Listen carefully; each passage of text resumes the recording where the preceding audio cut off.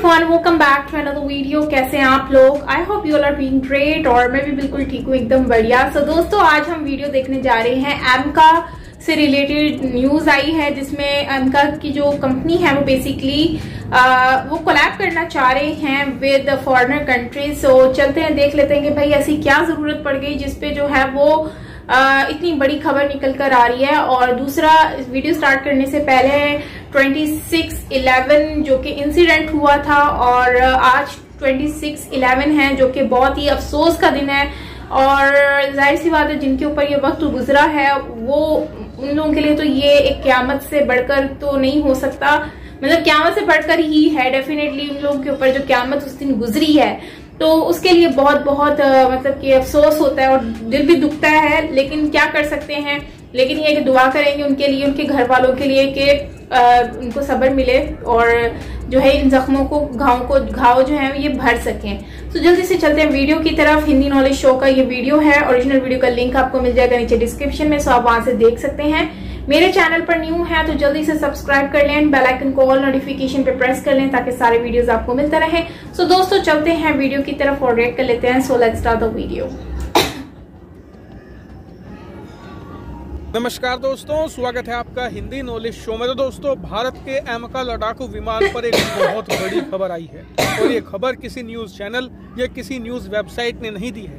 ये खबर खुद दी है भारत के वायुसेना प्रमुख ने, जो मैं आपको आगे दिखाने भी वाला हूं। लेकिन आपको पहले ही बता दूं कि इस खबर को सुनने के बाद आप में से कई लोग कहना शुरू कर देंगे कि वायुसेना प्रमुख ऐसा कैसे कह सकते हैं, हम अपनी इतनी एडवांस टेक्नोलॉजी को ऐसे कॉम्प्रोमाइज कैसे होने दें। ऐसे तो कोई भी हमारी टेक्नोलॉजी की जासूसी कर लेगा। और इसीलिए मैं उन लोगों से रिक्वेस्ट करूंगा कि प्लीज वीडियो को एंड तक देखना, क्योंकि वायुसेना प्रमुख ने प्रॉपर कारण भी दिया है कि क्यों हमें ऐसा करना चाहिए और इसके पीछे क्या लॉजिक है, जिससे आप लोग भी सहमत होंगे। लेकिन वीडियो शुरू करने से पहले हम सभी लोग आज याद करते हैं 26/11 हमले के उन शहीद जवानों का, जिन्होंने अपने जीवन का बलिदान देकर मुंबई शहर को एक बड़े खतरे से बचाया था। साथ ही बहुत ही भावभीनी श्रद्धांजलि उन तमाम आम लोगों को जिन्होंने पाकिस्तानी आतंकियों के इस हमले में अपनी जान गंवाई थी। और आज के दिन को ना तो हम कभी भूले हैं, ना ही कभी भूलेंगे। तो इसी के साथ चलिए वीडियो की शुरुआत करते हैं। तो दोस्तों, आपको याद ही होगा कि अब से ठीक 2 हफ्ते पहले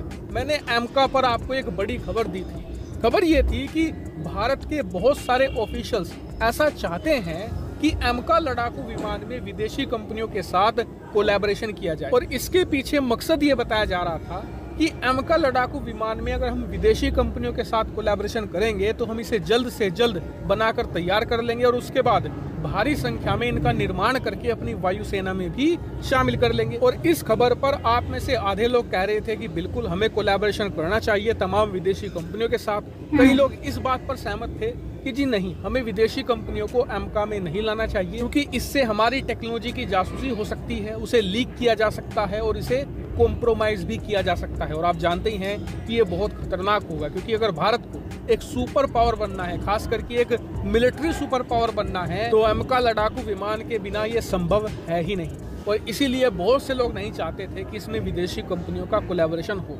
लेकिन अब कल भारत के जो वायुसेना प्रमुख हैं, उनका एक इंटरव्यू लिया जाता है। उनसे सीधा यही सवाल पूछा गया कि जी बहुत सारी ऐसी खबरें आ रही हैं कि एमका में बहुत सारे अधिकारी ऐसे हैं जो विदेशी कंपनियों का कोलैबोरेशन चाहते हैं। इस पर वायुसेना प्रमुख ने यह कहा कि मैं भी यही चाहता हूं कि हमें इसमें विदेशी कंपनियों का कोलैबोरेशन करना चाहिए। और रेफरेंस के लिए आप स्क्रीन पर आर्टिकल देख सकते हैं। भारतीय वायुसेना प्रमुख ने बिजनेस वर्ल्ड नाम के एक प्रतिष्ठित न्यूज वेबसाइट को ये पूरा इंटरव्यू दिया है, जिसमें उन्होंने कहा है कि बिल्कुल भारतीय एमका लड़ाकू विमान में विदेशी कोलैबोरेशन होना चाहिए।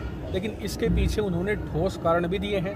कारण जानने के बाद आप मुझे बताइएगा कि क्या वाकई में ही वायुसेना प्रमुख सही कह रहे हैं या फिर नहीं।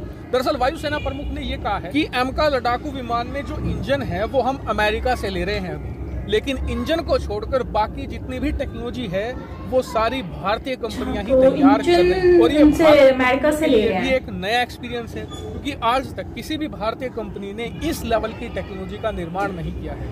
ऐसे में मान लीजिए कि अगर किसी भी एक टेक्नोलॉजी का फेलियर हो जाता है, वो सही से काम नहीं करती है, तो एमका लड़ाकू विमान का प्रोजेक्ट कुछ महीनों से लेकर कुछ सालों तक के लिए डिले हो सकता है, यानी कि लंबा समय लग जाएगा फिर इसे बनने में। इसलिए हमारे पास एक बैकअप प्लान होना चाहिए और इसके तहत हमें ऐसी विदेशी कंपनियों के साथ कोलैबोरेशन करना चाहिए जिन्हें 5वीं पीढ़ी की टेक्नोलॉजी बनाने में महारत हासिल हो। और अगर हम ऐसा करेंगे तो मान लीजिए अगर कोई भारतीय टेक्नोलॉजी फेल हो जाती है तो उसके सब्स्टिट्यूट के तौर पर हम विदेशी टेक्नोलॉजी को वहां पर इस्तेमाल कर लेंगे और हमारा लड़ाकू विमान डिले नहीं होगा, समय पर बनकर तैयार हो जाएगा।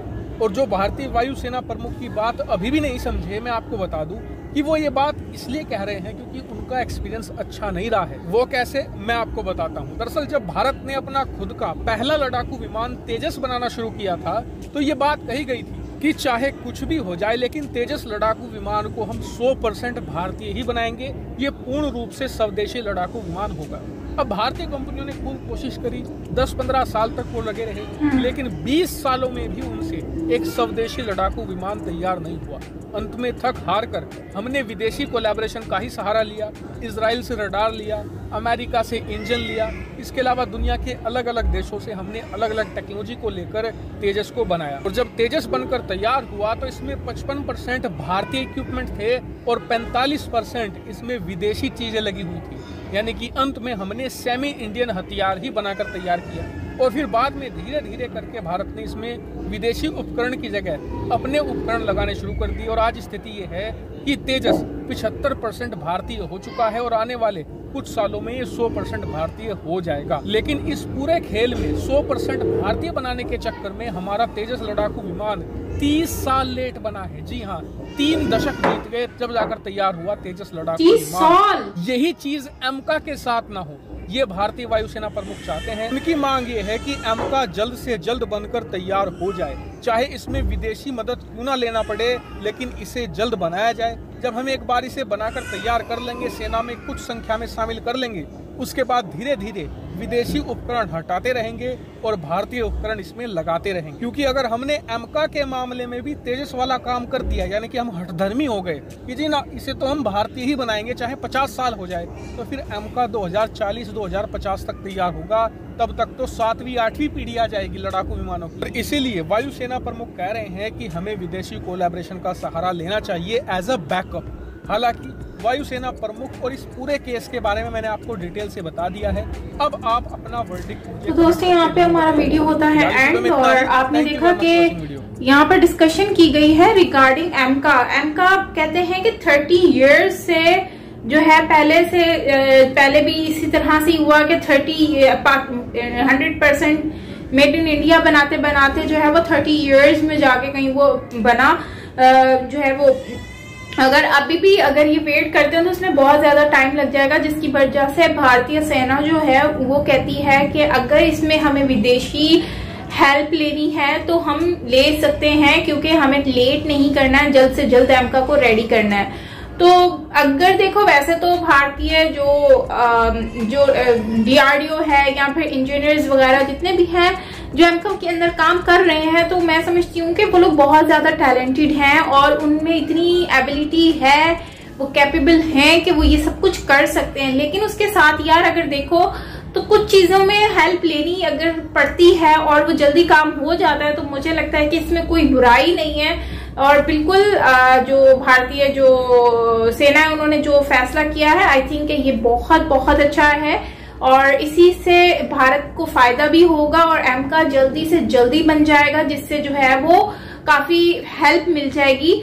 तो इसमें पहले भी तो अमेरिका से वो इंजन बाय करते ही हैं, अगर वो विदेशी हेल्प लेकर भारत में ही वो इंजन रेडी कर लें तो आई थिंक कि इससे और बड़ी अच्छी बात क्या हो सकती है कि आप एक अमेरिका से डायरेक्ट चीज बाय कर रहे हो, जब आपकी नीड भी है, लेकिन आप जब वही चीज अपनी कंट्री में बैठ के बनाओ और लेकिन फॉरेनर से जो है वो हेल्प ले लो, तो आई थिंक इसमें कोई बुराई नहीं है। और बल्कि इससे जो है वो काफी कुछ सीखने को मिलेगा। भारतीय जो मतलब लोग हैं जो काम कर रहे हैं इसके अंदर, उसके साथ साथ अगर हम देखें तो फॉरेनर्स को भी काफी कुछ भारतीयों से सीखने को मिलेगा।